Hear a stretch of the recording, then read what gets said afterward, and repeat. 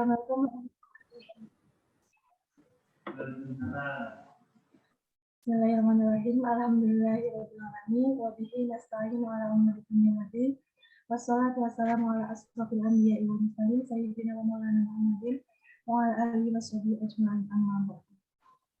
Yang terhormat Neng Puswah selaku pemateri pada kajian siang hari ini, yang saya hormati Ibu dosen, dan juga tak lupa teman-teman yang insya Allah istiqomah dalam kajian Mutiara Sholeh hari ini. Pertama-tama marilah kita panjatkan puja dan puji syukur kehadirat Allah Subhanahu wa taala karena berkat taufik serta hidayahnya sehingga kita dapat berkumpul dalam kajian ini. Salawat serta salam senantiasa tercurah Muhammad SAW yang senantiasa kita tunggu-tunggu syafaat di yaumul qiyamah. Amin Allahumma amin. Sebelumnya perkenalkan, nama saya Nanya Temawa, jadi dari Teknik Kimia ITS 2019. Di sini akan memandu acara kajian Mutiara Sholeh siang hari ini. Ya, sebelum kita memulai kajian, alangkah baiknya kita buka dengan suratul Fatihah. Alhamdulillah wa ala kulli niyatin sholihah. Al-Fatihah.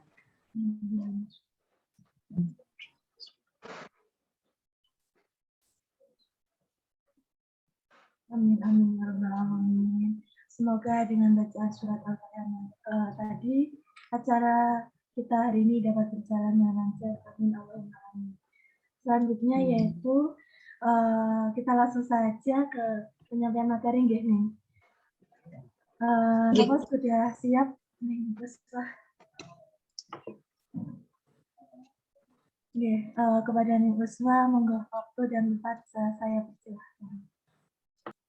Ya, terima kasih Mbak Makwa atas waktunya. Assalamualaikum warahmatullahi wabarakatuh. Teman-teman Jamiah Zoomiyah di acara kajian Mutiara Sholihah. Semoga tidak bosan ya dengan saya, karena saya ini yang kali ketiga yang membersamai panjenengan semua untuk membahas tema yang cukup menarik, karena ini sepertinya tema yang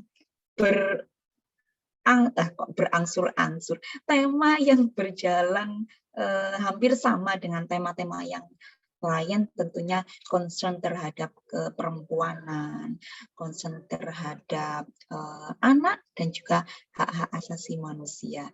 Tema kali ini adalah KDRT atau kekerasan dalam rumah tangga. Saya mohon izin untuk share screen sebentar agar kita bisa fokus terhadap apa yang kita bicarakan kali ini. Oke, sudah terlihat ya Mbak Makwa, di situ ada share screen yang itu seperti fresh from the oven. Baru aja bikinnya. Oke, bentar ya. Nah. Siap ya, bismillahirrahmanirrahim. Tema kita kali ini adalah hentikan KDRT, kajian di Mutiara Sholihah, hari Jumat tanggal 10 Desember 2021. Oke. Apa itu KDRT dan apa saja, siapa saja yang mengalami? Baik.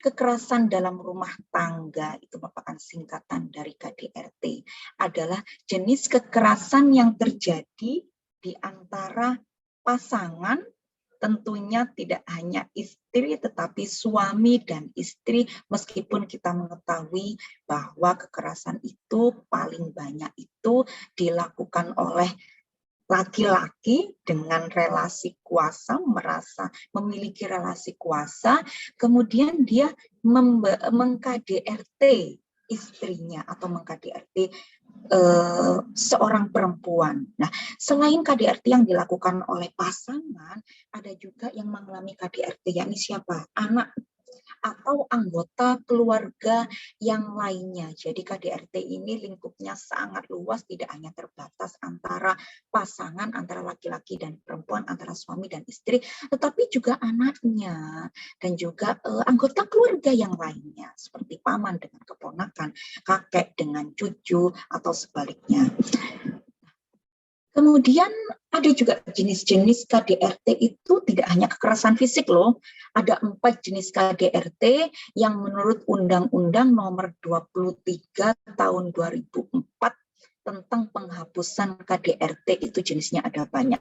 Yang pertama tentu saja yang banyak kita jumpai yakni kekerasan fisik. Nah, kekerasan fisik itu apa? Kekerasan fisik itu adalah segala perbuatan yang dapat mengakibatkan rasa sakit, luka, membuat korbannya ini lemah, tidak berdaya. Misalkan ya, melakukan tindakan menendang, memukul, menampar, dan parahnya lagi, kekerasan fisik ini bisa membuat nyawa korbannya terancam, bahkan sampai meninggal dunia, sampai nyawanya hilang. Nah, selain kekerasan fisik, ada juga kekerasan psikis, yang ini juga tak kalah banyak dengan yang dialami oleh korban-korban kekerasan fisik dalam rumah tangga. Kekerasan fisik itu antara lain seseorang merasa takut, merasa trauma, merasa depresi, tidak berdaya, lemah. Nah, dan hilangnya rasa percaya diri, insecure terhadap pasangan, terhadap orang tua, terhadap anak, dan lain sebagainya. Nah, kekerasan psikis ini seperti mengucapkan kata-kata kasar, menghina, kemudian memaksa, mengancam, intimidasi, meski tidak terlihat secara fisik, tetapi kekerasan secara psikis ini dampaknya itu sangat luar biasa. Di antaranya yakni membuat korbannya mengalami gangguan psikologis, bahkan ada yang sampai memilih untuk bunuh diri gara-gara kekerasan psikis yang dilakukan oleh anggota keluarga. Nah, kemudian selain kekerasan fisik dan juga kekerasan psikis, ini ada juga yang namanya kekerasan seksual. Ini yang kita bahas minggu kemarin ya, 2 minggu kemarin. Tetapi yang di sini adalah kekerasan seksual yang dialami dalam rumah tangga. Jadi jangan dipikir kalau sudah berkeluarga, kalau saya sudah, kamu sudah jadi istri saya, berarti kamu itu mutlak milik saya ngapain kamu itu terserah saya, karena saya itu kamu adalah milik saya. Tidak. Itu juga termasuk kekerasan seksual. Ketika korban itu mendapatkan kontak fisik seperti meraba, meskipun sudah pasangan yang halal, pasangan yang sah, menyentuh organ intim meskipun itu suaminya, mencium meskipun itu istrinya, berhubungan seksual secara paksa meskipun itu adalah hak dan juga kewajibannya, serta perbuatan lain yang menimbulkan rasa jijik, terhina, merasa dikendalikan. Lah, parahnya pemaksaan hubungan seksual ini dapat membuat pasangannya terluka dan juga mengalami cedera. Ini nanti ada banyak sekali contohnya. Kemudian kekerasan itu tidak hanya dalam bentuk fisik, psikis, dan seksual.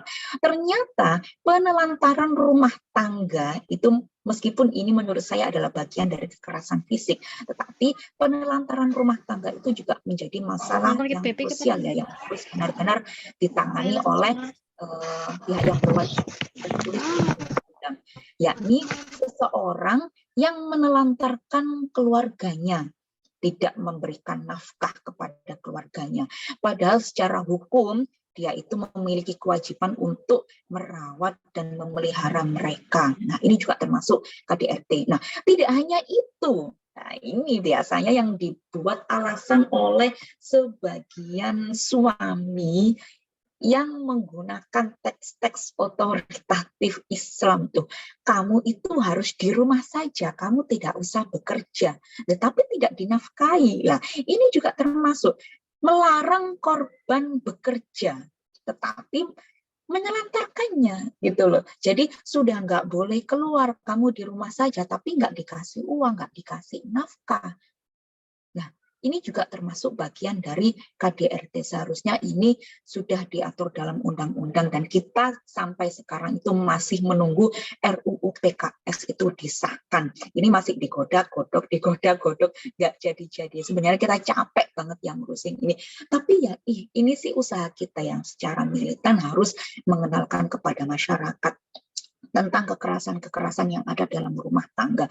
Jangan dianggap bahwa kekerasan atau pemaksaan terhadap pasangan, terhadap anak sekalipun itu adalah hal yang biasa dan itu adalah hak mereka. Tidak, pemaksaan-pemaksaan dan intimidasi dalam keluarga itu juga termasuk KDRT.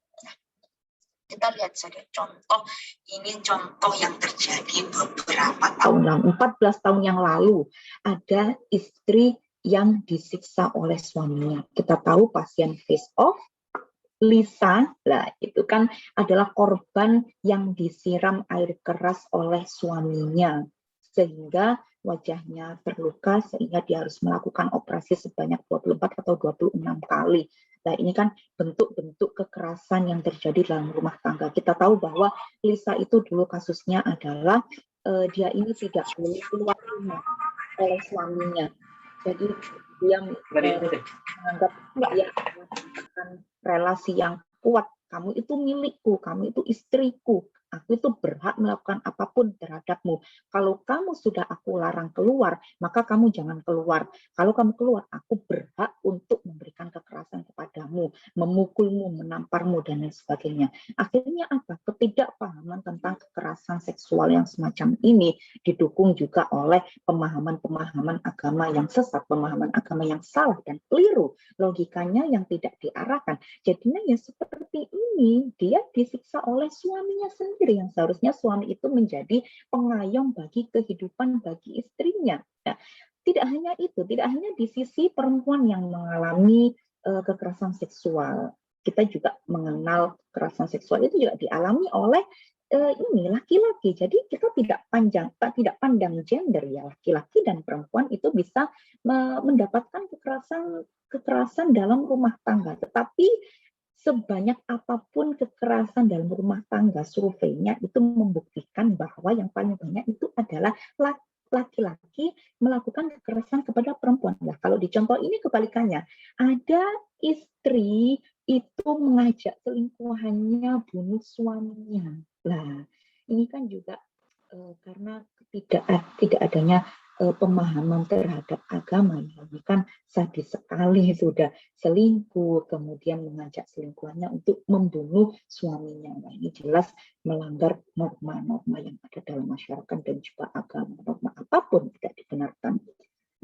Kemudian ada juga suami aniaya istri di rumah sakit. Nah, wajah korban ditusuk gunting, ya Allah. Saya bikin materi ini itu, aduh, nangis terus ya, berderai air mata. Masya Allah, segininya ya. Apa arti itu pernikahan? Apa arti itu saling mencintai? Kalau akhirnya itu seperti ini, mengapa cinta itu diaplikasikan dalam bentuk menyakiti? Nah, begitu.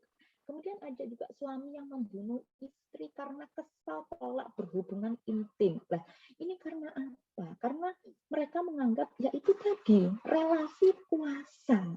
Padahal kan tidak dibenarkan yang seperti itu. Sehingga suami membunuh istri yang tidak mau diajak untuk berhubungan badan. Nah, ini kan sangat keliru sekali.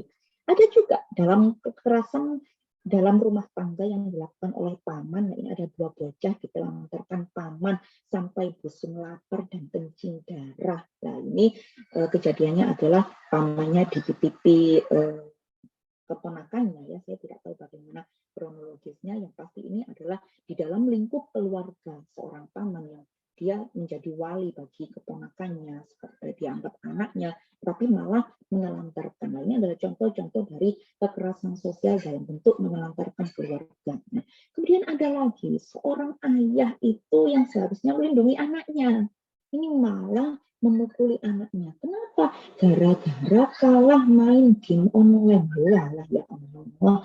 Videonya sampai viral di medsos ini. Ya Allah, sangat menyakiti hati kita sendiri sebagai seorang ibu. Kalau kita yang hamil, melahirkan, kemudian seenaknya sendiri pasangan menyakiti, melukai. Karena sisi seorang ibu itu begini ya, tidak ada satupun yang boleh menyakiti anaknya, sekalipun itu adalah ayahnya sendiri. Kadang seorang ibu itu begitu loh ya, egonya seorang ibu. Dia itu biasa memarahi anaknya. Dia itu kadang ada juga ibu yang main fisik, mencubit, menyakiti fisik terhadap anaknya, tetapi dia itu juga merasa sangat sakit sekali ketika yang melakukan itu adalah ayahnya atau suaminya dari si ibu itu. Nah, ini sisi uniknya seorang ibu itu seperti itu. Dia tidak rela anaknya disakiti, meskipun dia itu kadang-kadang menyakiti anaknya. Nah, begini loh. Kemudian ini ada cerita yang juga sangat pedih juga ya. Ibu bunuh diri ajak 3 anaknya di Jombang. Ini yang sempat viral pada tahun 2018 ini ya. Anaknya 3 itu meninggal semuanya, yang terakhir itu masih bayi diracun. Ya, kemudian dia bunuh diri, tapi alhamdulillahnya dia selamat. Yang sayangnya itu 3 anaknya itu tidak selamat. Masya Allah, ini ternyata karena suaminya itu adalah poligami dan juga menelantarkan keluarganya. Ini akibat psikis dari seorang ibu yang terluka hatinya, disakiti oleh suaminya, kemudian dia sampai tega membunuh ketiga anaknya, karena dia sudah kalah, dia sudah gelap mata, gelap hati. Meskipun ya tindakan ini tidak diperbolehkan sama sekali. Ini tindakan yang salah, tindakan yang keliru, bagaimanapun itu adalah buah hati kita. Tapi kita tidak tahu bagaimana perasaan dia saat itu. Dia posisinya adalah istri ketiga dengan 4 istri, yang dia bingung harus membagi waktu dengan istri pertama, kedua, ketiga, keempat. Nah, ini adalah poligami yang salah kaprah. Kita boleh menyalahkan ibu itu karena membunuh anak-anaknya, tetapi ada sebab di balik dia melakukan hal itu. Artinya dia tidak full itu murni keinginan dia untuk bunuh diri dan juga membunuh ketiga anaknya, ya, karena gelap mata itu tadi akhirnya dia sampai melakukan hal-hal yang tidak dibenarkan dalam agama, dalam masyarakat.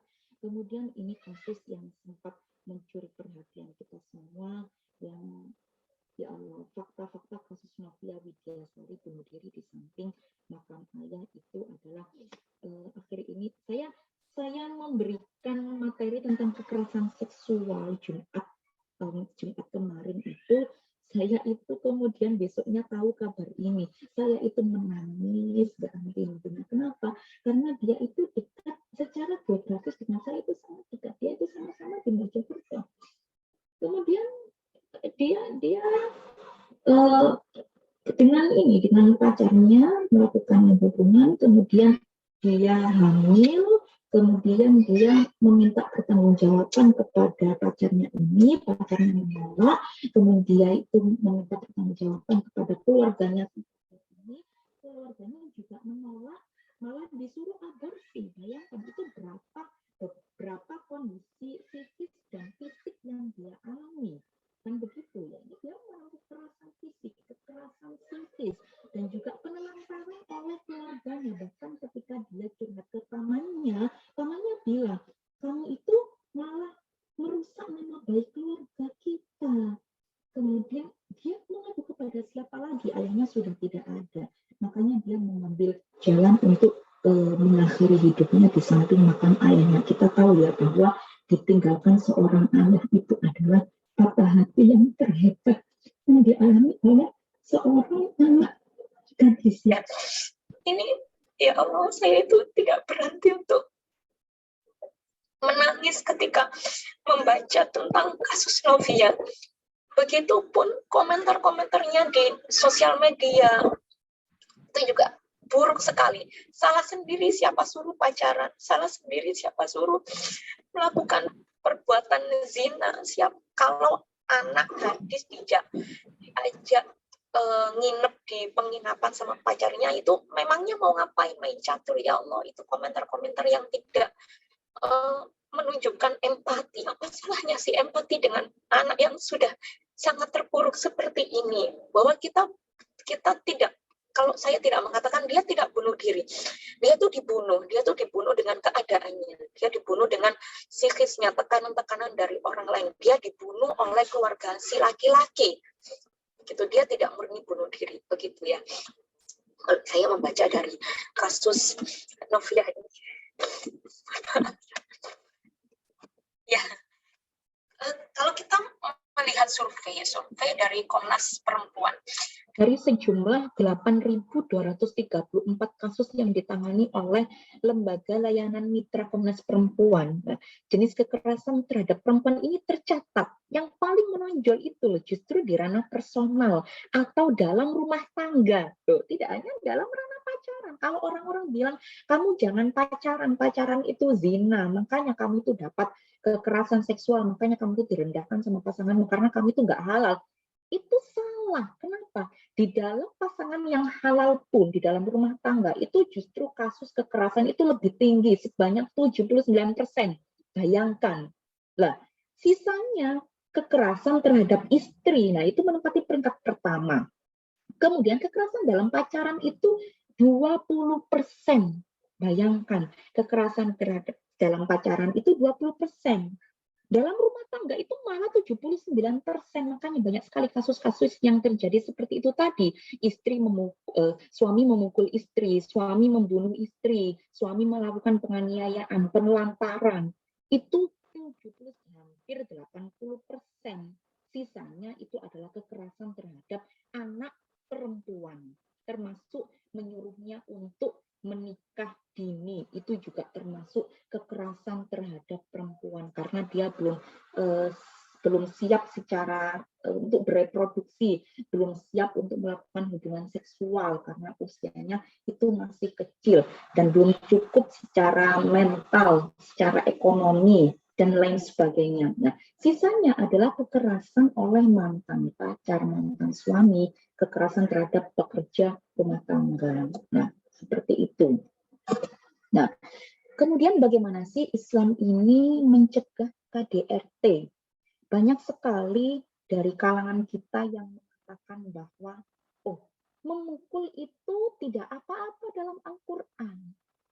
Kalau tidak mau melayani suami, istri itu nanti akan dilaknat oleh malaikat sampai subuh. Loh, padahal misi Islam itu apa? Misi Islam itu mewujudkan sistem kehidupan yang menjadi rahmat bagi semesta alam, termasuk bagi perempuan. Saya sekarang fokus ke perempuan ya, karena kita melihat surveinya lebih banyak perempuan yang mengalami kekerasan seksual, kekerasan dalam sosial. Nah, dan menyempurnakan akhlak manusia itu termasuk akhlak kepada perempuan. Tidak hanya akhlak menjadi perempuan, tetapi akhlak kepada perempuan. Kasus Novia yang kemarin, aduh kalau membahas lagi jadi belewer lagi nanti. Kasus Novia, banyak yang mengatakan bahwa jagalah anak perempuanmu. Perempuan itu seharusnya menjaga auratnya, tidak keluar malam-malam. Tetapi mengapa tidak ada yang memberikan nasihat?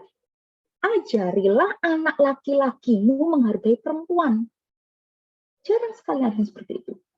Ajarilah anak laki-lakimu itu loh hormat kepada perempuan. Kenapa? Karena ibunya juga perempuan. Nah, menghormati perempuan itu bagian daripada misi Islam. Kita tahu bahwa zaman dahulu itu perempuan itu tidak memiliki harga sama sekali.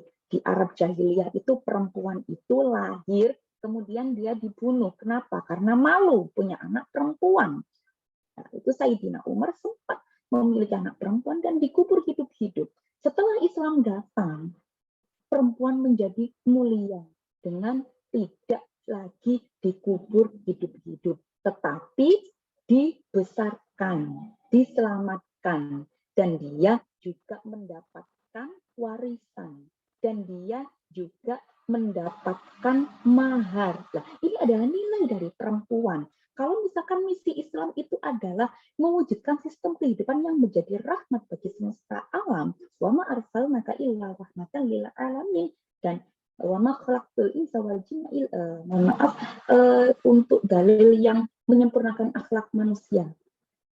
Innama bu'itsu liutammima makarimul akhlak. Tidak hanya menyempurnakan akhlak manusia, tetapi akhlak kepada perempuan. Jika misi Islam ini saja tidak bisa berhasil ditangkap oleh manusia, berarti dia gagal untuk menjadi seorang muslim. Ketika dia tidak menjadi rahmat bagi semesta alam, ketika dia tidak bisa berakhlak yang baik kepada perempuan. Nah, kemudian, benarkah teks-teks otoritatif Islam itu membolehkan KDRT? Seperti ayat pemukulan istri, pemaksaan hubungan seksual kepada istri yang sempat saya sebut tadi, ada perkawinan anak, pemaksaan perkawinan hingga poligami. Di sini memang ada ayatnya, seperti fadribuhunna, pukullah istrimu ketika dia nusyuz. Kemudian ada juga dalil yang jika istri menolak untuk berhubungan seksual kepada dengan suami, maka dia akan dilaknat oleh malaikat hingga subuh. Kemudian ada juga perkawinan anak. Itu dulu kan Nabi itu menikah dengan Sayyidah Aisyah umur sekian tahun. Itu masih belia, masih anak. Nah, itu kemudian dijadikan pembenaran bahwa melakukan pemukulan terhadap istri, memaksakan hubungan seksual kepada istri, perkawinan anak, pemaksaan perkawinan, dan poligami, apalagi poligami yang sudah ada ayatnya itu, tamkihuna, dan lain sebagainya, itu dijadikan otoritatif dalam membolehkan KDRT atau berbuat tidak adil kepada perempuan. Sebenarnya bagaimana Islam menanggapi hal ini? Nah, ada ayat itu ada banyak ya, tergantung bagaimana kita menafsirkan. Karena mufasir itu kan ada banyak, dan mufasir itu dipengaruhi oleh bagaimana budaya di tempatnya, kemudian bagaimana kehidupan sosial di dalam masyarakat. Nah, seperti itu. Nah, landasan spiritual dalam berumah tangga itu sudah diatur di dalam Al-Quran. Nah, kita tahu bahwa tujuan dari menikah, tujuan dalam berumah tangga itu adalah sakinah, mawaddah, rahmah. Nah, sakinah itu apa? Sakinah itu adalah ketenangan jiwa. Sakinah, mawaddah, rahmah. 3 ayat ini kalau diaplikasikan dengan benar, dengan baik, itu insya Allah akan membawa kemaslahatan dalam hidup berumah tangga. Nah, sakinah itu adalah ketenangan jiwa. Artinya apa sih?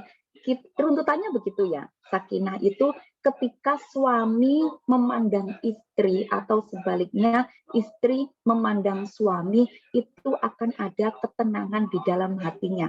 Ayem nyawang bojone kulo ayem enak. Lah, inilah pentingnya tidak ada pemaksaan di dalam pernikahan. Karena jika sudah saling cinta, itu pasti akan membawa ketenangan dalam jiwa. Nah, ini tujuannya dari sakinah. Nah, makanya itu tidak boleh ada pemaksaan di dalam perkawinan, harus antarobin. Nah, kalau misalkan dijodohkan, Mbak di sini kalau ada yang dijodohkan, kalian boleh kok tidak menolak. Kalian boleh menolak. Tidak, saya tidak mau. Saya sudah punya calon. Tidak, saya tidak mau karena dia begini begitu. Saya sekarang itu sudah zamannya Kanjeng Nabi loh, itu harus ada suka sama suka antara calon laki-laki, calon pengantin itu harus sama-sama suka. Jika tidak sama-sama suka lah nanti dikhawatirkan tidak bisa sakinah. Kalau sakinah saja tidak bisa, tidak mungkin dia nanti akan mawaddah dan juga akan rahmah. Loh, orang dulu itu juga dijodohkan lah, berbeda. Orang dahulu itu tidak juga dijodohkan, tetapi juga dia harmonis sampai sekarang itu karena dia melewati masa-masa sakinah langsung ke mawaddah dan juga rahmah seiring berjalannya waktu, karena dia orang-orang yang tahu bagaimana cara memperlakukan pasangan. Nah, setelah sakinah kita mengenal ada mawaddah.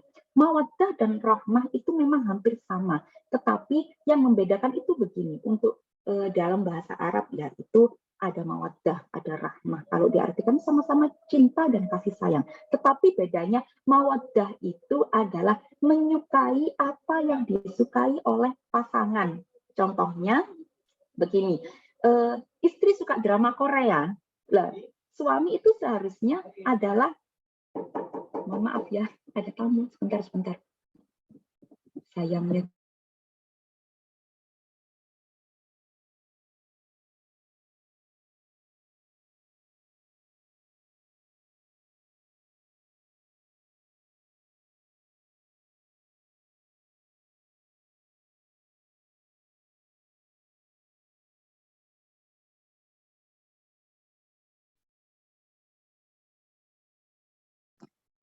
Mohon maaf ya tadi ada Abah. Oke. Kita lanjut ya. Tadi sakinah, kemudian mawaddah. Mawaddah itu adalah mencintai apa yang dicintai oleh pasangan. Kalau istri suka drama Korea, suami harus mendukung. Misalkan membelikan akun Netflix, misalkan, kemudian memberikan fashion yang sesuai dengan keinginan istri. Misalkan, aku ingin kelihatan seperti artis Korea. Orang-orang Korea fashionnya seperti ini. Ya monggo dibelikanlah. Ini mawaddah. Sama ketika suami itu menyukai nongkrong dengan teman-temannya, ya istri ya jangan egois, nongkrong terus, pulang sana, nggak usah nongkrong sama teman-temannya. Lah, ini yang keliru ya, tidak boleh seperti ini. Suami suka bola, ya jangan dilarang dia untuk melihat bola. Ngapain sih lihat bola sini, ngomong anak sini, malam-malam daripada lihat bola. Janganlah. Kita harus ada saling kesalingan dalam mencintai, sama-sama mencintai, menghargai apa yang dicintai oleh pasangan. Nah, kemudian rahmah. Rahmah ini rasa kasih sayang. Kalau dalam bahasa Jawa itu welas sakno. Nah, ini tingkat yang tertinggi di dalam pernikahan. Misalkan begini ya, suami kasihan sudah capek melihat istrinya sudah kelihatan capek dari sebelum subuh itu sampai mau tidur itu loh kerja nggak selesai ngurusin anak, kemudian melakukan segala kegiatan domestik dalam rumah tangga. Nah ini suami yang sayang, yang lewasin sakno rek ya Allah ndelok bojoku iku ya wis kerja suwe, artinya apa? Dibantu dan lain sebagainya. Seperti itu ya gambaran sakinah, mawaddah dan rahmah. Nah, suami istri ini mesti mempertimbangkan 3 level ketika bertindak. Yang pertama, boleh atau tidak sih menurut agama, maka harus ada halal dan haram. Boleh atau tidak sih memukul istri? Ya, memukul sendiri itu hukumnya bagaimana? Haramkah? Halalkah? Oh, haram menyakiti. Kanjeng Nabi itu loh tidak pernah memukul istrinya. Masa kita mau menggunakan ayat Al-Quran untuk melegitimasi boleh memukul istri? Berarti memukul itu haram. Maka harus haram. Tidak boleh memukul istri. Yang kedua, baik atau tidak. Baik atau tidak sih kalau aku itu menyuruh istriku untuk melakukan hubungan seksual 3 hari 3 malam non-stop. Nah, itu tidak baik bagi kesehatan. Kita harus melihat keadaan istri, capek atau tidak. Maka harus toyib. Nah, yang ketiga, pantas atau tidak. Pantas atau tidak sih aku ingin mengkhianati istriku, pantas atau tidak sih aku itu selingkuh dari suamiku. Nah, kalau tidak pantas, maka levelnya adalah ma'ruf. Berarti apapun kegiatan yang dilakukan itu harus terdiri dari 3 hal, yakni halal, thayyib, dan ma'ruf. Nah, kemudian etika hubungan seksual dalam berumah tangga menurut Islam. Tujuan perkawinan itu bukan hanyalah kepuasan seks suami atas dasar kekuasaan mutlaknya terhadap istri, melainkan ketenangan jiwa, mawaddah, dan juga rahmah. Nah, etika dasar hubungan seksual suami istri ini dapat memberikan ketenangan jiwa kepada kedua belah pihak apabila dilakukan dengan cara-cara yang mencerminkan cinta dan kasih. Bayangkan, seorang istri meminta tolong kepada suami meminta tolong kepada istri, aku buatkan kopi ya, sayang. Nah, dia buatin kopi yang sekarang cepetan lah, kan tidak kasar seperti itu lah. Itu apakah baik? Nah, kemudian lah ini ayat dan hadis tentang suami istri mesti dipahami di dalam kerangka nilai dasar.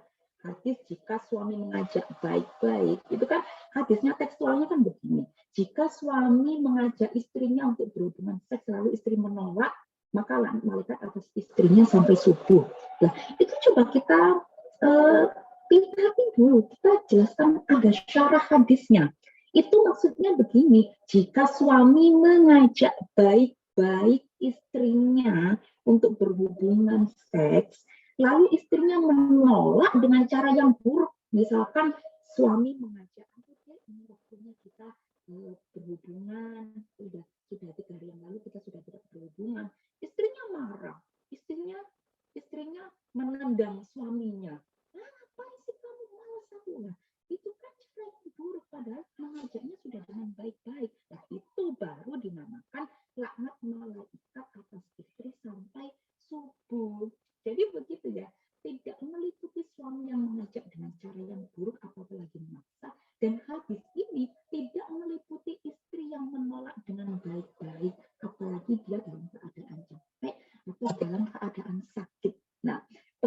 pukulannya terhadap KDRT Al-Quran itu ada 3, yakni pemukulan istri itu adalah pesan utama teksnya tentang pemukulan istri, justru jangan menganjurkan untuk main pukul. Nah, kemudian kita tahu kata-kata pukullah yang sering digaungkan oleh praktisi poligami, bukan, yang sering digaungkan oleh laki-laki yang tidak bertanggung jawab, yang suka main kasar terhadap istrinya, kan seperti itu. Kan nggak apa-apa dalam Al-Quran memukul. Padahal kata fadribuhunna itu multi tafsir. Bahkan ada salah satu ulama yang mengatakan bahwa pukullah istrimu itu artinya adalah diamkanlah istrimu. Nah, biasanya kan kalau orang perempuan itu ketika marah-marah dengan suaminya, kemudian suaminya kalau misalkan balas omongan kan nggak selesai-selesai. Gemes itu akhirnya main pukul, kemudian ditampar dan sebagainya. Nah, untuk Suaranya nggak kedengeran. Ya, yang jadi dari tadi suaranya kadang hilang, terus kadang bisa. Saya stop video aja ya, Mbak. Maaf, biar jalan. Sinyalnya begitu. Saya ulangi lagi ya. Ada ayat pemukulan untuk boleh memukul istri. Padahal ada salah satu ulama menafsirkan bahwa kata fadribuhunna atau pukullah istrimu ketika istrimu membangkang, ketika istrimu nusyus, itu bukan memukul secara fisik. Jadi fadribuhunna itu diartikan diamkanlah istrimu. Nah, jadi istri ngomel, istri ngapain, lempar pancing, lempar wajan, udah diamin aja istrimu, dia akan tenang. Beri dia waktu untuk menyendiri, beri dia waktu untuk mengekspresikan segala kemarahannya. Jangan pukul mereka, cukup dengan diamkan saja mereka. Ketika mereka sudah tenang, sudah tidak melakukan tindakan-tindakan yang brutal seperti tadi, misalkan lempar-lempar gelas, lempar-lempar piring, marah-marah, mengebrolkan semua melampiaskan semua kemarahannya kepada suaminya, ya suami cukup diam aja, didengarkan gitu aja. Nah, itu salah satu tafsirnya. Kemudian ada juga yang memberikan tekstualnya pukullah istrimu. Memukul ini dengan syarat jangan kena wajahnya. Ini dalam tafsir Imam Al-Qurtubi itu dijelaskan bahwa memukul istri itu satu, tidak boleh memukul bagian wajah. Nomor 2, tidak boleh menimbulkan rasa sakit. Loh, bayangkan. Ini pukulan yang model bagaimana? Kalau tidak boleh dengan di wajah, area wajah, dan tidak boleh sampai menimbulkan rasa sakit. Kemudian syarat yang ketiga itu memukul istri itu tidak boleh berbekas. Tidak boleh ada bekasnya. Loh, tidak berbekas, tidak sakit, dan tidak boleh kena area wajah.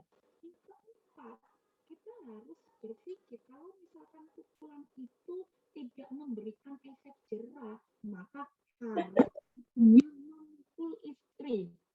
Nah, ini artinya apa?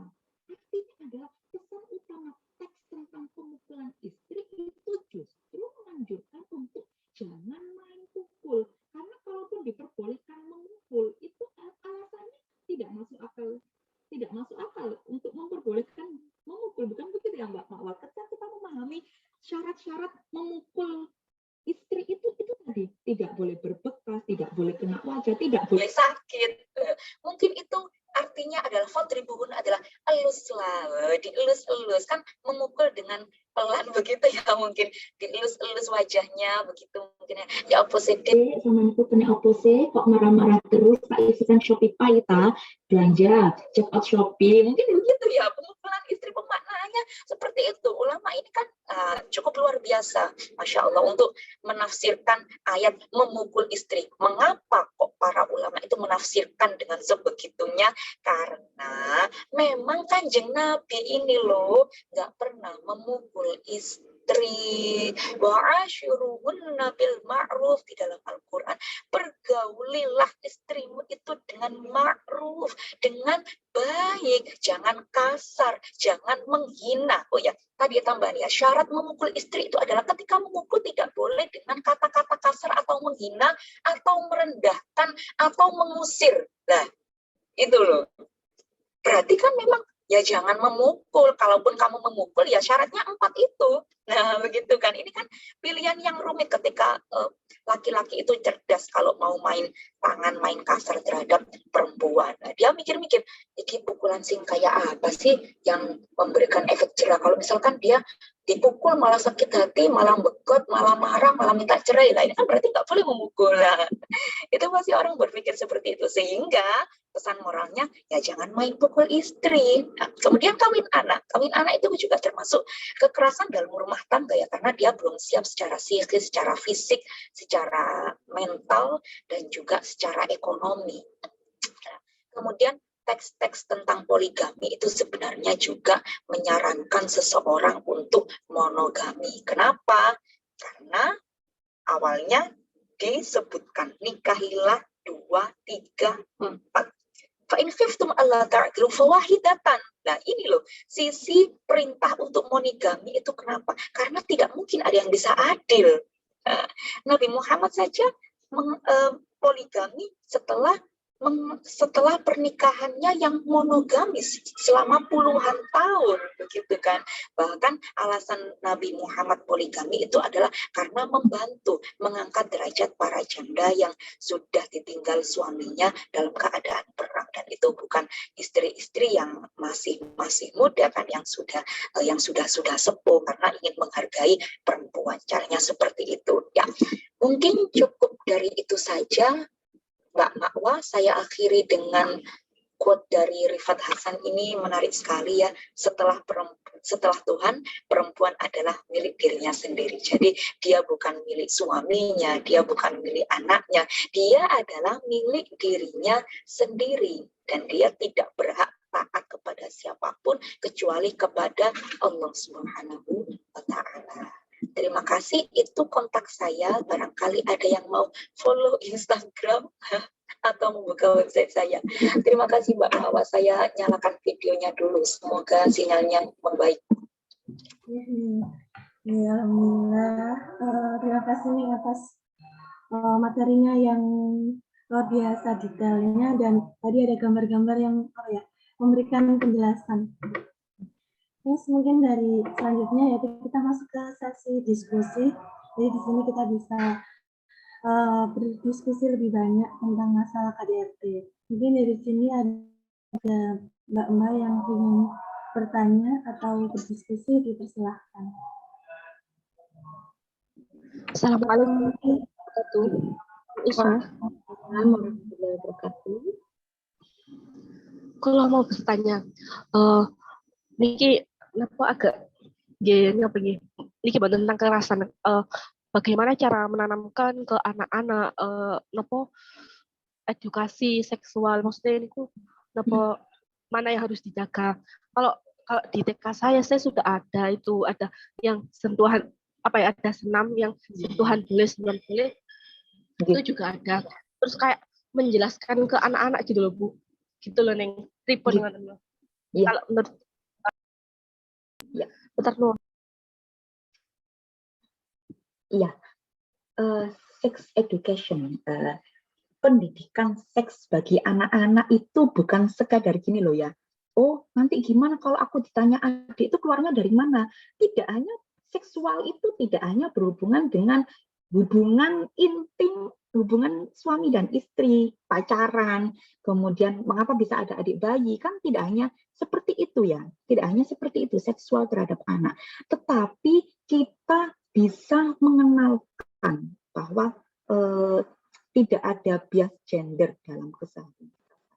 Kadang kan begini, kita melihat satu keluarga itu seorang anak itu biasanya kan meniru apa yang dia rekam di dalam kesehariannya, dalam kehidupan dia di mana ada ayah dan ada ibu. Dia melihat seorang ibuku itu biasanya pagi itu kerja kerja, kemudian bersih-bersih, kemudian ngepel, cuci piring, cuci baju, setrika, masak. Ayah ngapain? Ayah cuma kerja, kemudian ngopi, kemudian nongkrong. Lah, itu kan membentuk pikiran anak bahwa oh, berarti tugasnya perempuan itu bersih-bersih, kemudian masak, kemudian akhirnya dia apa? Akhirnya dia tidak mau melakukan pekerjaan-pekerjaan rumah karena dia merasa itu tugasnya perempuan, itu bukan tugasnya laki-laki. Nah, seperti itu. Ini sebenarnya tidak boleh bahwa sex education itu juga harus mengenalkan bahwa ini loh, ada yang membedakan mana pekerjaan laki-laki, tidak ada. Perannya sama. Makanya itu menjadi seorang ayah itu harus memberikan contoh kepada putra-putrinya. Bagaimana, oh aku loh tak bantu ayahku, membantu ibuku. Dan ini ya, survei yang kita dapatkan kebanyakan laki-laki, anak-anak, orang-orang yang patriarkis itu audionya putus-putus nih. oh ya Allah, maaf. Iya, jadi tadi tidak terdengar yang bagian akhir. Ini sudah terdengar belum Mbak Makwah?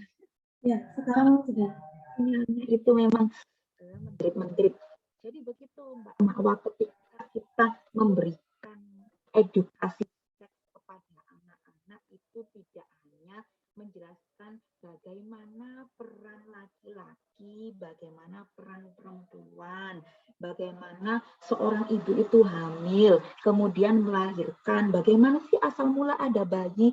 Kita itu seharusnya tidak hanya bingung di bagian itu saja, tetapi juga peran yang dilakukan di dalam rumah tangga. Karena kita tahu ya bahwa seorang patriarkis itu biasanya lahir dari keluarga yang patriarki juga, begitu ya. Dan seorang yang tidak bias gender, yang menganggap ya laki-laki ya sama dengan perempuan, laki-laki ya harus bekerja, laki-laki tidak hanya bekerja, laki-laki juga bisa membantu ibunya, ngomong anaknya, ngomong adiknya. Nah, ini juga harus kita tanamkan di dalam keluarga. Tidak hanya hal-hal yang seperti itu saja. Dan jangan sekali-kali menganggap seks itu tabu bagi anak-anak. Nah, biasanya kan gitu ya. Ini ada kejadian yang lucu. Ada anak itu dikasihkan formulir sama gurunya. Di situ formulirnya itu pakai bahasa Inggris. Ada name, sex, address, gitu kan, ada nama, kemudian ada alamat, umur, tanggal lahir, dan lain sebagainya. Kemudian ada kata-kata seks. Nah, dia tanya kepada orang tuanya, "Ma, seks itu artinya apa?" Mamanya marah. Kamu itu tahu dari siapa bilang seks kayak gitu? Ya, padahal artinya seks apa? Jenis kelamin. Karena orang tuanya sudah terlanjur ini ya, menganggap anaknya ini kok begini begitu. Lah, itu kadang kalau kita menyimpan hal yang seperti itu, kemudian kalau misalkan orang tua asal bicara ya, "Ma, adik itu lahir dari mana sih? Dari perutnya mama lewat apa? Dari apa?" Ya kita jelaskan dengan bagaimana pengetahuan kita, misalkan pengetahuan di dalam Al-Quran, bagaimana proses terlahirnya bayi. Kita bisa menjelaskan yang sejujurnya. Jangan malah dijawab, itu beli di situ. Atau biasanya tetangga bilang gitu, bilang sama ibumu suruh beli bayi biar kita punya anak. Lah kan kadang seperti itu ya, kalau kita meng-sex education-kan anak-anak ini memang ya begitu gampang-gampang susah gitu. Tapi itu sekali lagi kita boleh mengenakan yang tadi seperti di TK, bagian-bagian yang tidak boleh disentuh oleh orang lain, begitu kan?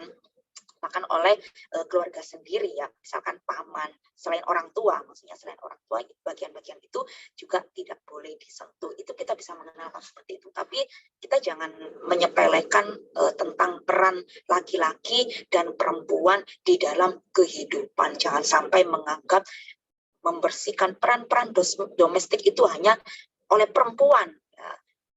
warna pink itu hanya untuk perempuan lah, warna biru itu untuk laki-laki lah gitu kan. Kita harus menghilangkan hal-hal yang seperti itu yang membatasi antara mana yang jadi tugas perempuan, mana yang jadi tugas laki-laki. Kita tidak boleh memberikan sekat terhadap peran-peran tersebut. Jadi harus menyeluruh lah. Tidak hanya membahas tentang seks edukasi dalam tanda kutip yang seksual, yang hubungan antara laki-laki dan perempuan, tetapi juga hubungan sosial itu juga perlu, itu juga menjadi sebuah sex education bagi anak-anak. Begitu saya kira Mbak Akwa, Mbak Vita. Ya, terima kasih. Mungkin dari Mbak Vita ada feedback. Ya. Ya, terima kasih banyak gini. Sami-sami Mbak Vita. Jenengan dalamnya Mojokerto ini. Inde, kayaknya saya. Itu lagi Mojokerto. Oh, kayaknya saya tahu. Ya Allah, perlulan nih. Itu kayaknya di Koncolawas ya itu.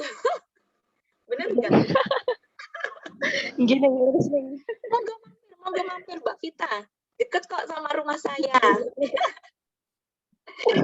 Di Al-Azhar Mbak Vita, pesantren Al-Azhar. Monggo jenengan mampir setelah dari Koncolawas. Deket gini dari sini gini ya. Oh, deket banget, 5 menit nyampe. Oh, ya, insya Allah kapan-kapan mau mampir nih. Oh, iya, sami-sami. Mbak Iva sudah jelas nggih suaraku?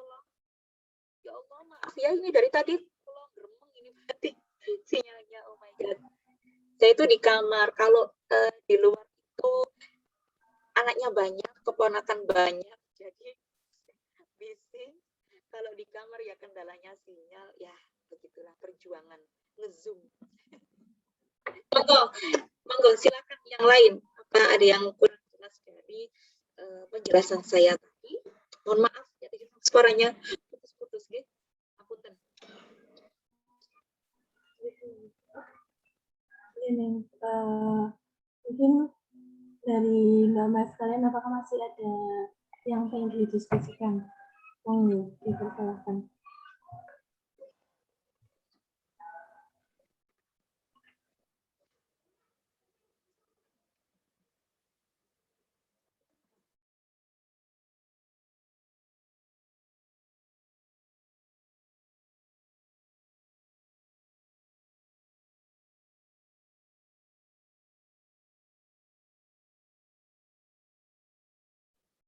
Kayaknya sudah jelas semuanya sepertinya.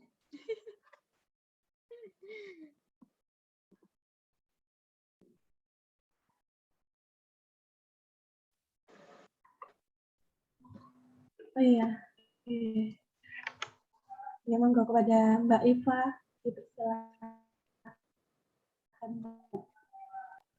Monggo Mbak Iva. Assalamualaikum, Neng. Waalaikumsalam, Mbak Iva. Pripun kabarnya? Baik, alhamdulillah. Ini sebenarnya agak batuk, jadi saya nggak on kamera. Oke. Ini saya prihatin sekali ya, Neng, sama kabar yang baru-baru ini yang kekerasan seksual di pesantren di Bandung itu. Itu korbannya kan banyak sekali, bahkan sudah ada 9 bayi ya yang lahir, dan masih ada 2 lagi yang masih dalam kondisi di kandungan gitu. Nah, ini kan pukulan telak gitu bagi kita yang dari pesantren, bahwa ternyata pesantren masih menjadi tempat yang tidak aman, dia masih tidak bisa menjamin proses belajar santri itu menjadi proses yang aman dan nyaman untuk dilakoni gitu. Dan di sisi lain, pesantren sendiri juga banyak yang bilang pendidikannya itu tidak adil gender dari kitab-kitab dan lain-lain. Nah, ini gimana ya, Ning, kita menjawab persoalan begini nih dari pesantren gitu. Apa yang mesti dilakukan dan ini kan jadi kayak gak aman banget gitu loh, Ning. Misalnya saya harus mondokin anak perempuan saya itu jadi serba ragu, karena support sistemnya menjadi tidak aman gitu. Apa ya yang sebaiknya kita upayakan itu ya, Ning, dari semua lah, dari kita yang orang tua, dari tadi sex education mungkin, lalu pesantren sendiri bagaimana sebaiknya, apa gerakan bersama yang mungkin harus diupayakan antar pesantren gitu, agar kejadian ini tidak lagi berulang, begitu, Ning. Terima kasih. Ya, terima kasih. Ini menjadi keprihatinan kita semua, apalagi kita ini adalah seorang santri. Kemarin ketika saya tahu beritanya dari Twitter, kemudian saya mencari itu beritanya, siapa sih dia ini, wajahnya juga bagaimana, pesantrennya namanya apa. Itu kalau bisa itu memang jangan di-blur, jangan memakai nama inisial. Gak apa-apa, ungkapkan saja itu pesantren mana. Karena kita begini ya,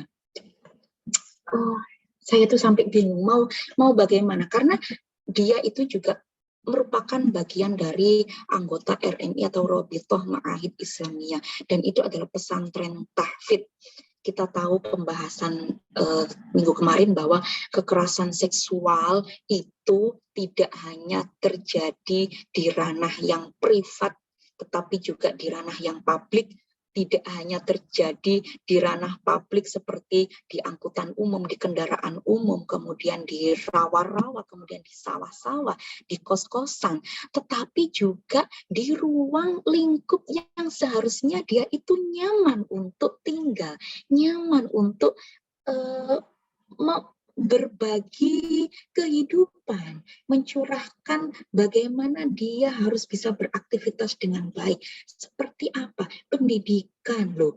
Orang mau mondokkan anaknya, orang mau menyekolahkan anaknya, itu untuk apa? Ya untuk sharing ilmu, untuk mendapatkan ilmu, untuk mencari ilmu, transfer ilmu. Tetapi kenyataannya apa? Ternyata di ranah pendidikan, bahkan di ranah keluarga sendiri pun itu loh, tidak cukup untuk menjadikan kita bagaimana harus menjaga diri. Kita menjaga diri yang model apa sebagai perempuan? Jangan keluar malam-malam, ternyata pemerkosaan terjadi siang hari. Jangan pakai rok mini, jangan pakai baju yang ketat, baju yang terawang, nanti diperkosa. Orang yang pakai jilbab, pakai rok panjang, pakai celana panjang, pakai cadar pun tetap diperkosa. Nah, terus kita harus bagaimana lagi sih untuk menjaga diri ya? Selain kita juga harus berdoa, menjaga diri agar terhindar dari zina. Dan yang paling penting itu Mbak Iva, bahwa undang-undang itu harus benar-benar diperhatikan. Dan itu harus benar-benar menjadikan efek jerat terhadap pelaku. Tidak peduli bahwa itu kiai, tidak peduli bahwa dia itu guru di pesantren, dan tidak peduli bahwa dia itu dosen atau bagaimanapun. Makanya akhir-akhir ini lahir Permendikbudristek itu tahun 30 tahun nomor 30 tahun 2021 itu apa? Karena menjawab banyaknya mahasiswi, banyaknya korban dalam lingkup pendidikan yang mendapatkan kekerasan seksual, pelecehan seksual. Nah, itu sebenarnya memang harus perlu, undang-undang itu perlu. Nggak hanya cuma bagaimana caranya kita menjaga anak perempuan, bagaimana nanti saya memondokkan anak perempuan. Lah, tapi kalau misalkan tidak ada hukum yang tegas, tidak ada hukum yang bisa menjerat sampai dia menjadi jerah. Mbok ya hukum itu yang sadis gitu loh, menghukum para predator kayak gini. Kayak contohnya di Bandung itu kan ya. Bayangkan santri yang dia itu tujuannya ingin menghafalkan Al-Qur'an dengan cita-cita yang semulia itu, kemudian yang dia dapatkan itu adalah apa? Kekerasan seksual, terenggut kesuciannya. Dan si guru itu mengatakan apa?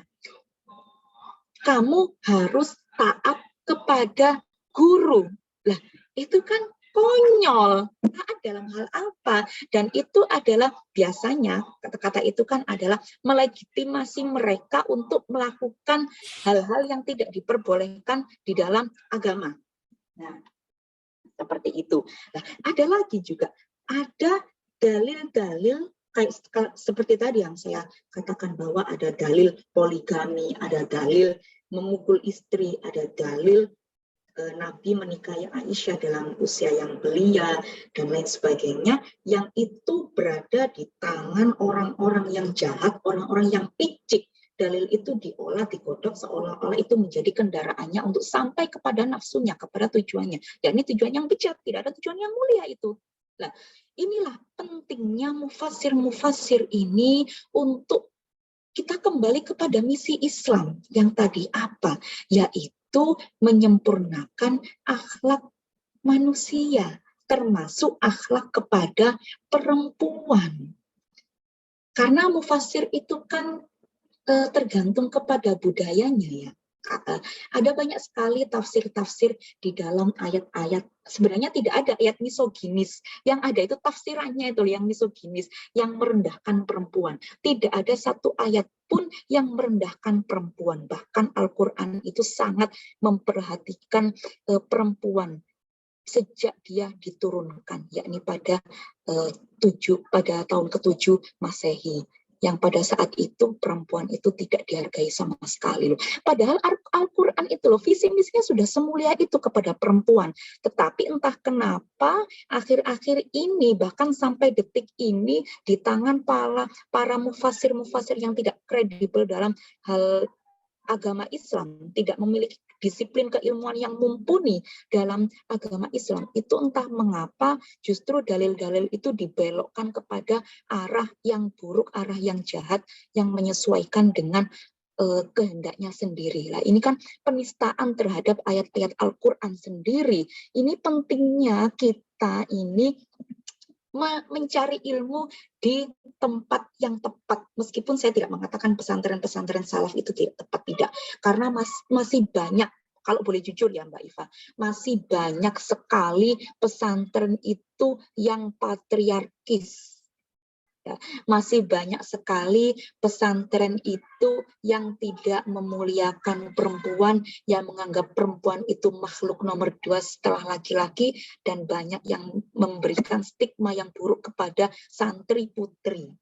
Nah, seharusnya kita harus merombak hal-hal yang seperti ini. Dimulai dari mana? Ya gak apa-apa dimulai dari kita. Mungkin rasanya memang capek banget ya.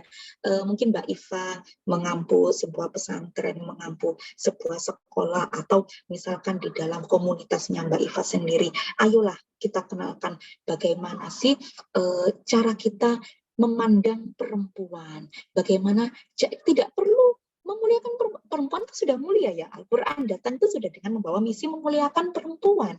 Jadi kita tidak perlu bagaimana usahanya kita dimuliakan oleh masyarakat. Tidak, karena kita dalam usaha mengembalikan apa yang telah tertulis dalam Al-Quran, bahwa perempuan itu adalah mulia, bahwa ibu, kemudian bapak 3:1. Begitu. Bahkan kalau punya Nur Rafi'ah itu ar-rijalu qawwamuna 'alan nisa, itu artinya laki-laki itu superior daripada perempuan. Padahal tidak. Rijal itu bukan dalam makna anatomi tubuhnya, bukan dalam makna fisik, tetapi dalam makna mental. Kalau mentalmu seperti orang laki-laki, meskipun kamu perempuan, kamu disebut rijal. Kalau kamu itu laki-laki, tapi mentalmu itu mental-mental yang lemah, maka kamu disebut nisa. Begitu. Al-Quran itu sudah sangat-sangat baik. Dan entah mengapa pesantren itu tidak kurang membuka wawasannya terhadap keadilan gender. Masih bias gender terhadap para santrinya. Dan itu memang yang membuat geram. Itu semoga itu dibubarkan itu pesantrennya itu, dan menjadi efek jerah dan dihukum seberat-beratnya, entah dikebiri, entah apa, dimiskinkan atau apa. Yang penting itu bisa membuat jerah agar itu menjadi percontohan. Karena masih banyak ya kasus-kasus dalam pesantren yang malah ditutupi oleh orang pesantren sendiri. Seharusnya nggak boleh begitu.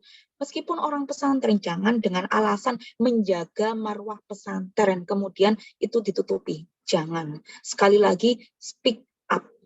Ucapkan, itu kan sudah terlambat sekali itu yang kasusnya viral itu, anaknya sudah 9 gitu, tidak ada pernikahan yang sah. Meskipun pernikahan sah pun itu tetap kekerasan seksual, karena dengan banyak perempuan yang seperti itu, ya Allah, itu nggak tahu saya itu anak yatim piatu atau gimana, apakah orang tuanya itu tidak peduli, ataukah dengan itu tadi alasannya siapa itu si Erwin ya itu namanya ya Pak Kiainya itu, bukan Kiai sih, orang apa itu, orang gila gitu ya.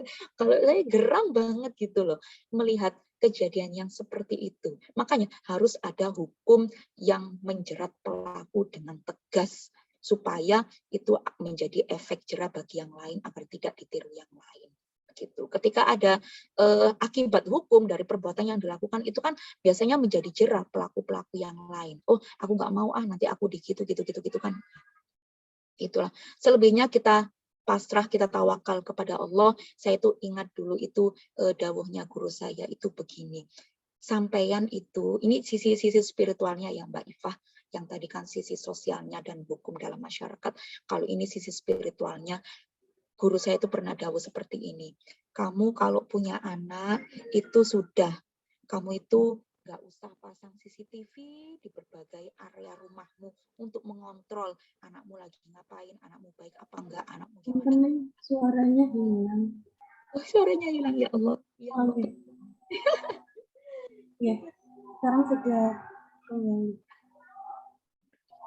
kalau dawuhnya guru saya secara spiritual itu begini, kamu itu kalau punya anak nggak perlu kamu pasang CCTV dari berbagai sisi untuk caranya mengetahui anakmu sedang melakukan apa. Tetapi apa? Cukup beri dia makanan yang halal. Insya Allah itu Allah akan mengatur sendiri bagaimana jalan takdir anakmu nanti. Kemudian jangan lupa selalu mendoakan mereka, membacakan mereka Fatihah setelah habis sholat. Karena kita mau menjaga yang bagaimana lagi kan, Mbak Makwa, Mbak Ifah, kita sudah menjaga dengan sepenuh hati, dengan tenaga, pikiran, dan lain sebagainya. Tetapi kita tidak bisa membendung dunia yang semakin lama semakin nggak karu-karuan ini. Kekuatan kita ya seperti itu, tetap menjaga anak kita, tetap mengajarkan anak kita yang laki-laki, sekarang nggak punya anak perempuan. Tetapi saya juga takut, meskipun anak saya laki-laki, saya juga malah takut. Saya takut apakah saya ini nanti benar mengajarin anak saya. Jangan sampai anak saya itu nanti menyakiti perempuan. Karena ibunya adalah seorang perempuan. Kita berdoa bareng-bareng pun untuk hal itu ya, kita pasrah sama Allah pun. Nggak tahu lagi harus gimana. Capek rasanya memikirkan hal-hal itu. Ya Allah, sumpah. Itu capek banget. Ya, mesti mewek gini. Oh gini. Ternyata yang kasus di Bandung itu ternyata dia itu orang Wahabi nih. Oh ya Allah. Iya. Statusnya Gus Barok Pondok Fatul Ulum. Oh nggih. Ternyata beliau Ustaz Wahabi. Iya. Dan beliau juga menjelaskan tidak semua pondok pesantren itu seperti itu. Itu hanya oknum gitu, Neng. Iya, benar. Kita mungkin bisa mengatakan oh itu Wahabi itu, tapi kita tidak boleh berhenti dari situ saja. Karena apa? Karena di pesantren non-Wahabi pun, pesantren Syiah misalkan, pesantren NU sekalipun, itu juga masih ada kekerasan seksual dan pelecehan seksual. Kita seharusnya tidak fokus terhadap, ya kita boleh bahwa pemikiran-pemikiran yang dangkal itu juga berpengaruh terhadap bagaimana seseorang itu berbuat atau memutuskan sesuatu. Tapi kita kembalikan lagi bahwa tidak ada satu hal pun, bahkan norma agama pun yang dapat mencegah kebrutalan orang-orang yang jahat seperti itu, Mbak Makwa.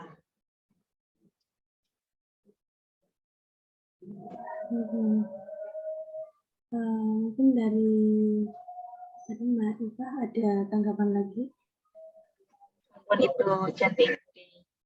Aduh, rasanya pengen nangis ya kalau gini membahas anak itu, ya Allah. Terus perempuan, bahas anak, bahas yang hal-hal yang menjijikkan macam ini. Allah, bergandengan tangan, benar Mbak Ifah. Kita bergandengan tangan bareng ya. Saya ini nggak enak kalau nggak on video. Tapi ya gini, Ram. Ini buka pintunya. Banyak anak-anak. Saya itu kan basketnya anak-anak kecil. Anaknya tetangga, keponakan. Semuanya di sini.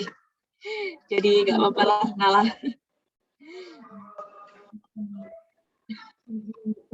Mungkin dari teman-teman apakah ada yang ingin ditanyakan kembali? Mungkin dari saya gini, saya ingin bertanya, kan kalau KDRT itu berkaitan juga dengan pasangan kita, suami kita nanti. Ya kan dalam Islam itu juga kan disarankan memang taruh bukan pacaran gitu. Dan tapi kadang juga ada yang apa ya? Maksudnya proses pengenalannya itu cepat. Jadi kan kita belum mengetahui secara penuh karakter atau pribadi pasangan kita nanti. Nah itu kan juga berpengaruh. Kan kita nggak tahu dia aslinya baik atau buruk. Nah itu kan kalau misalnya naudzubillah itu buruk kan bisa menjerumus ke KDRT. Nah itu bagaimana nih?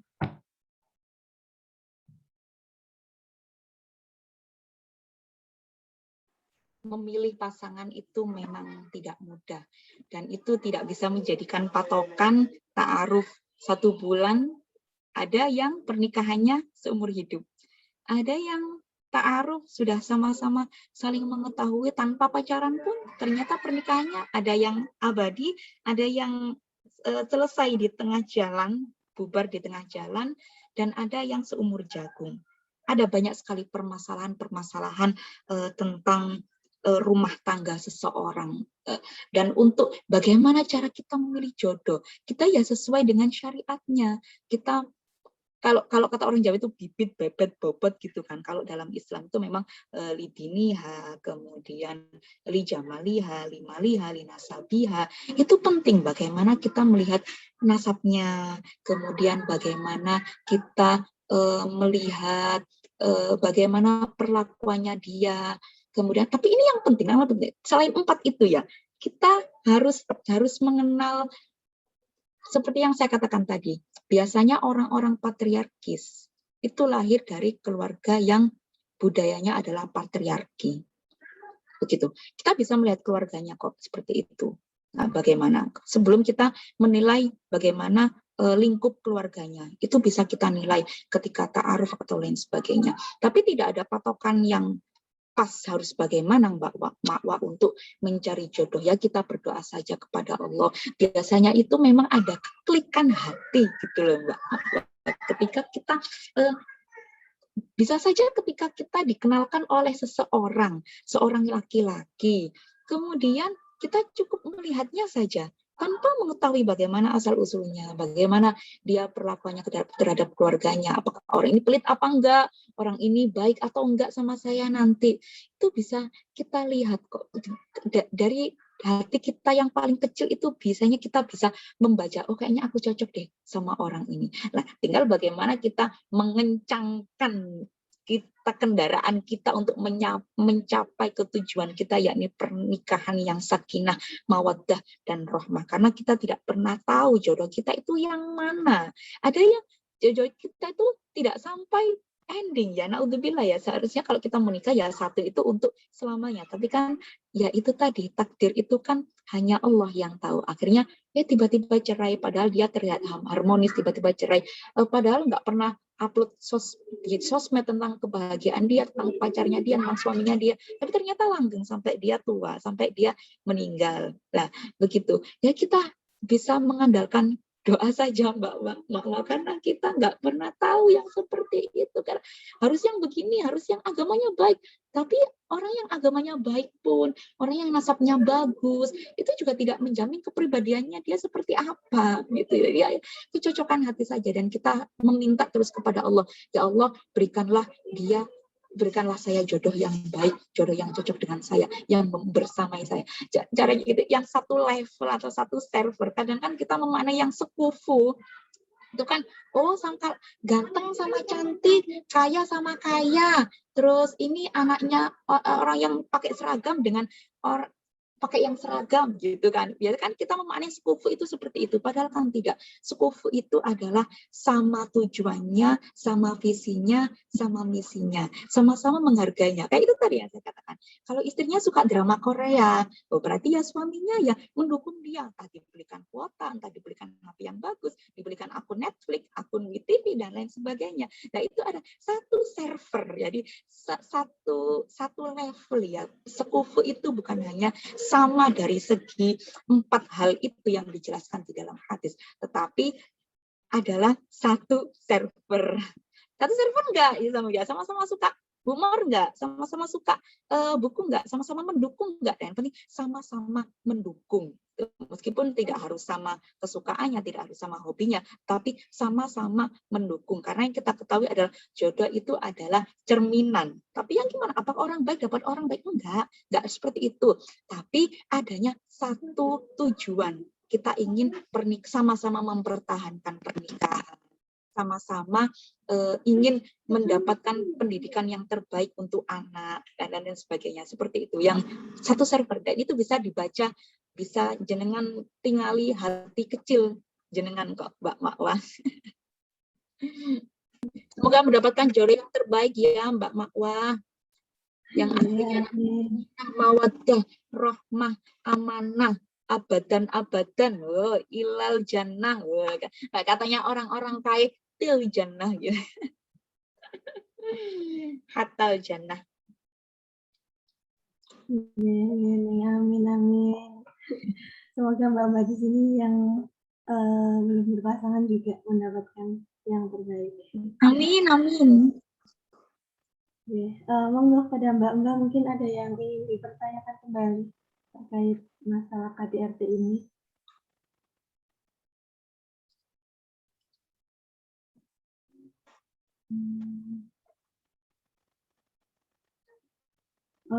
Itu nih kan mungkin lanjutan dari pertanyaan tadi kan tadi kalau misalnya yaitu kita sudah melakukan pemilihan jodoh sesuai dengan syariat Islam dan naudzubillah ternyata di pernikahan kita itu ya itu enggak diharapkan kan ya nih.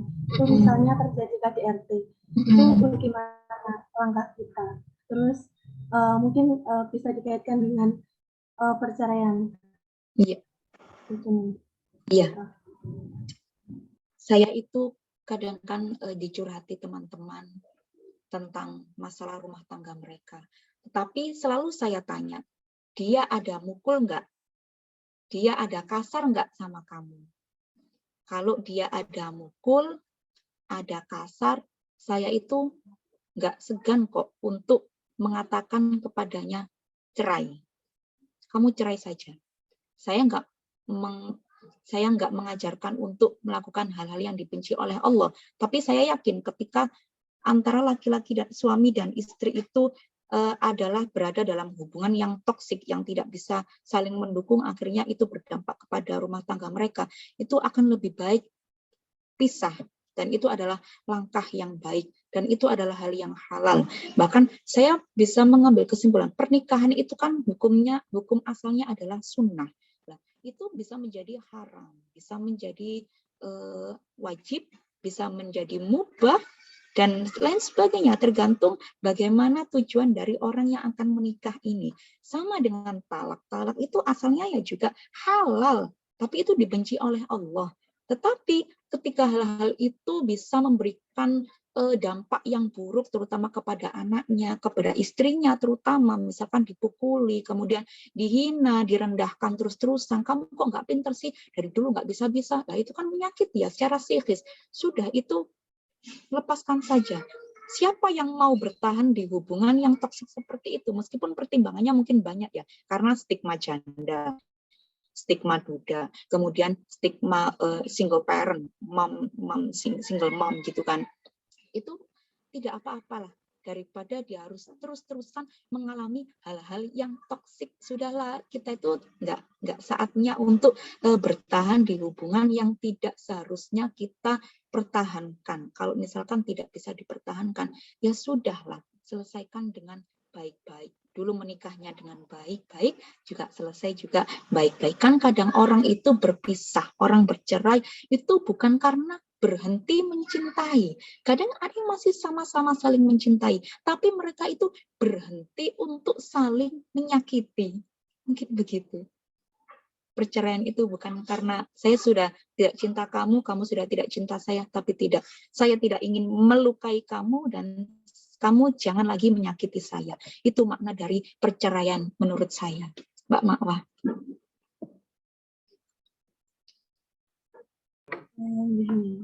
Tambahan. Terus gini. Geng-geng, sawi-sawi, Mbak Ma'wa. Ya mungkin dari teman-teman apakah ada yang masih mau ditanya?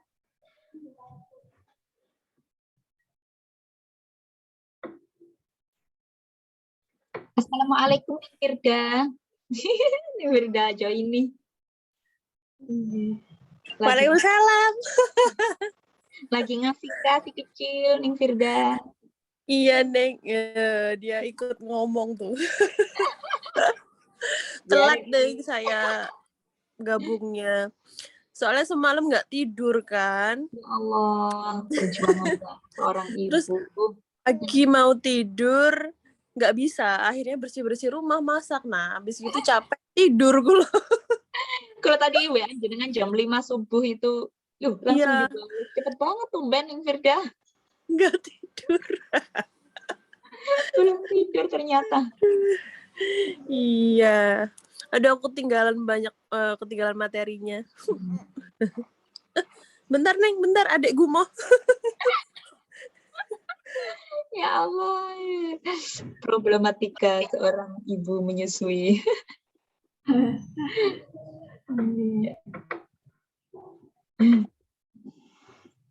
Mungkin dari teman-teman apakah masih ada pertanyaan gitu?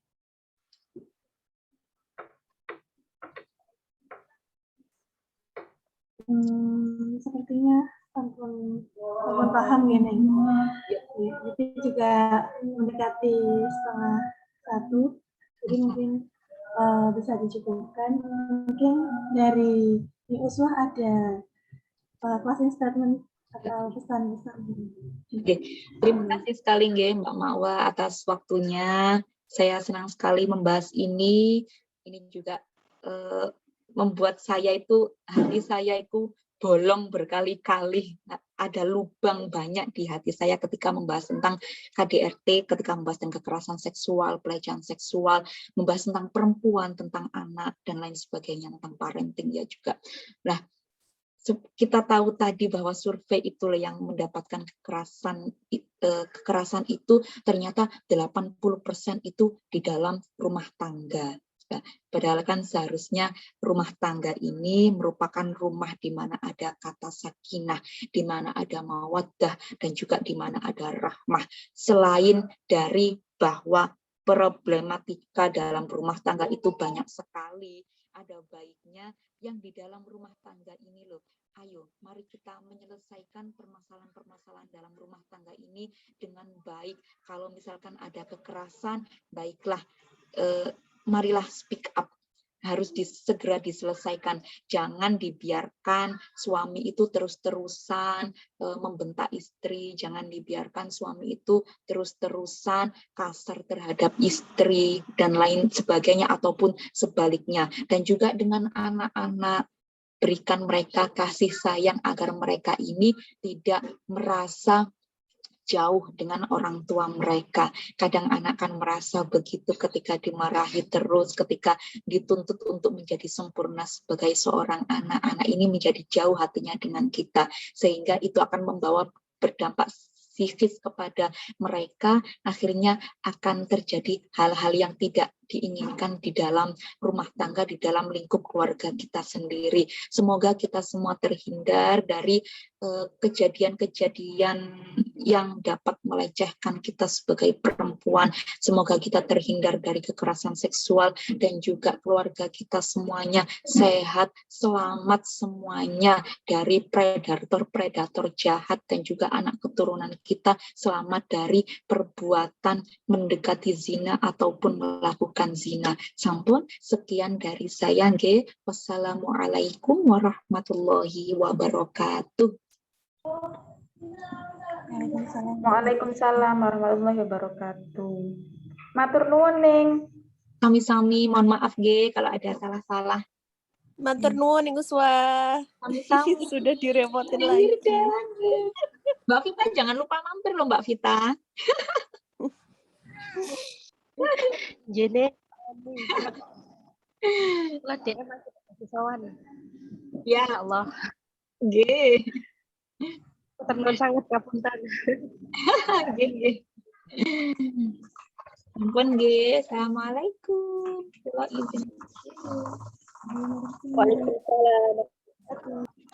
Wah, ini